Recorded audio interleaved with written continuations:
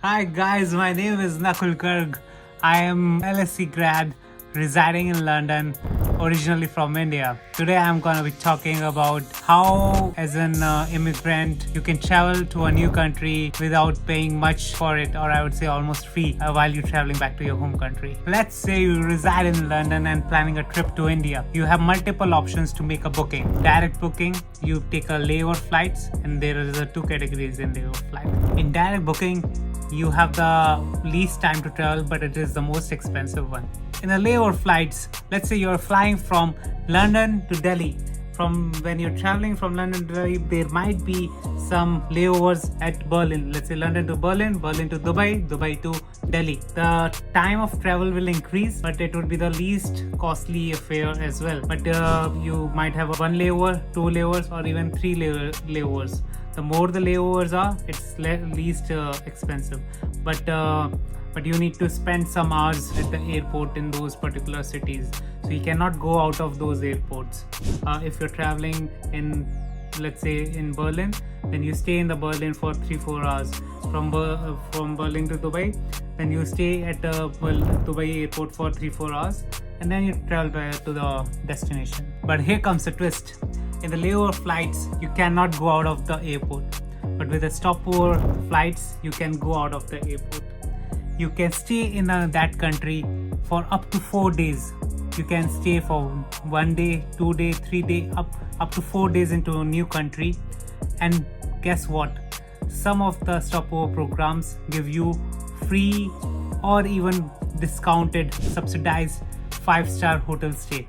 That is the magic of Stopover program. So how does it work? You need to make a booking directly from the flight or airline website. You need to go to the airline website and then make a booking. You will see on the Google that there are multiple agents or the third-party platforms which are offering the same flight, a connecting flight, you can say, but you don't need to book it from there because the program is being offered by the airlines itself. So you need to book it from the airline. Now once you are on the website of that particular airline, you need to make a to and fro tickets. That means from departure to destination and destination to departure. So basically from London to Delhi, Delhi to London.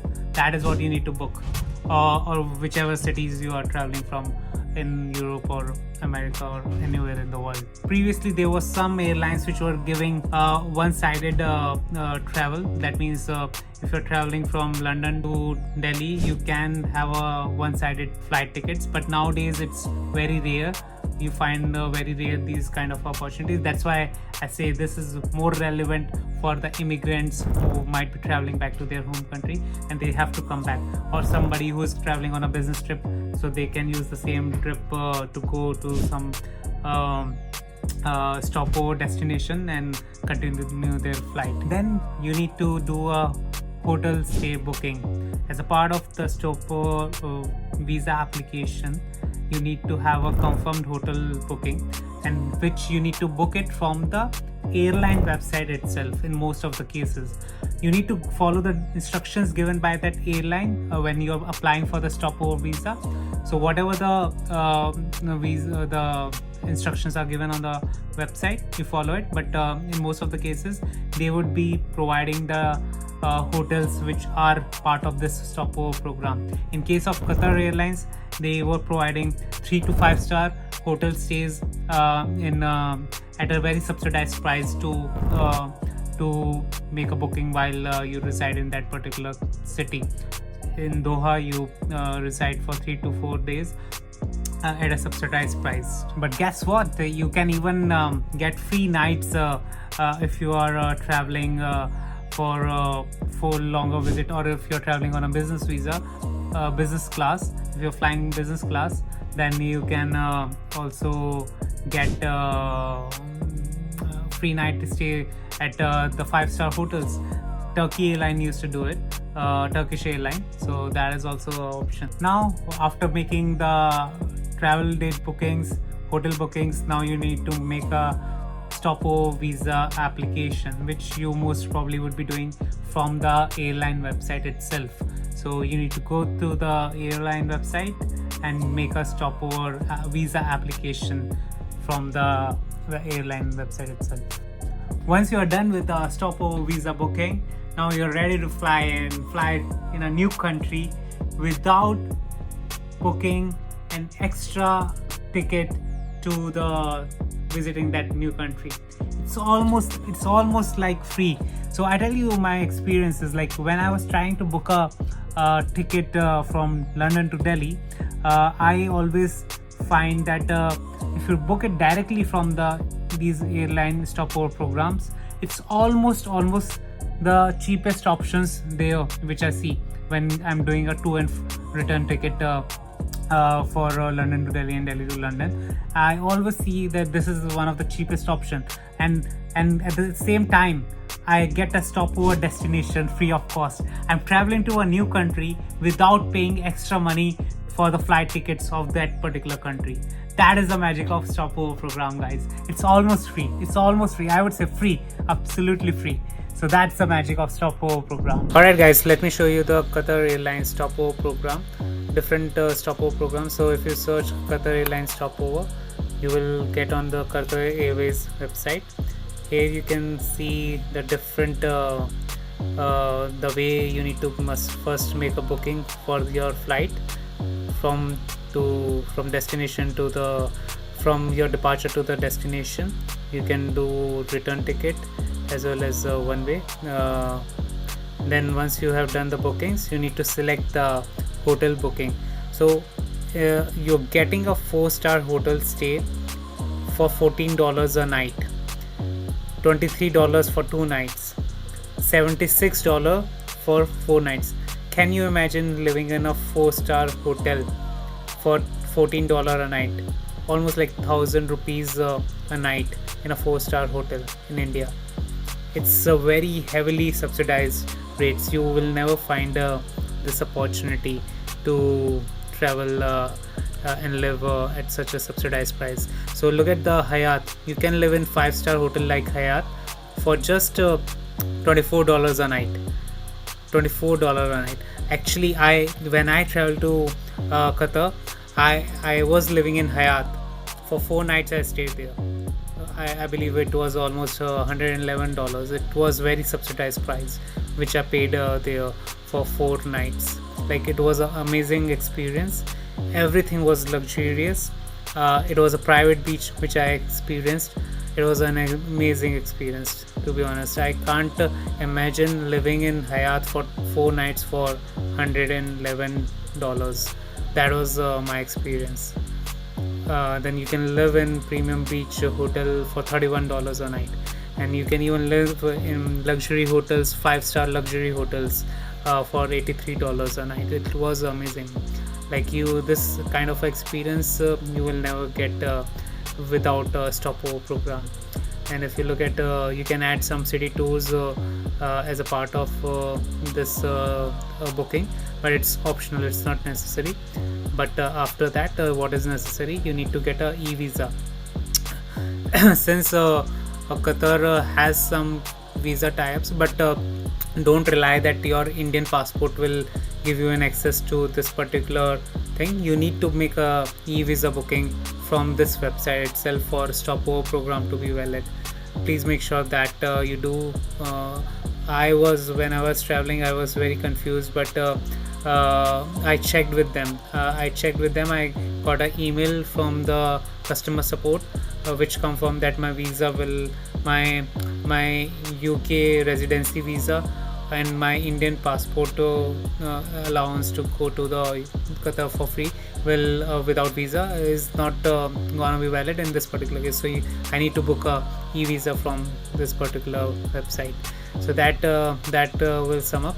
But yeah, like similarly, you have a stopover program for the Turkish airline where you need to do the similar thing. They have given some guidelines here, so you just do the similar booking and managing the thing from their website as well. for the stopover thing. Alright guys, I'll tell you a few of the popular stopover programs. There is Turkish Airlines, then there is Gulf Airline, Qatar Airlines, Etihad Airlines, Saudi Airlines, Oman Airlines. These are the most popular stopover programs in the Gulf region. So anybody traveling from Europe to Asian countries, they would find these stopover programs very helpful.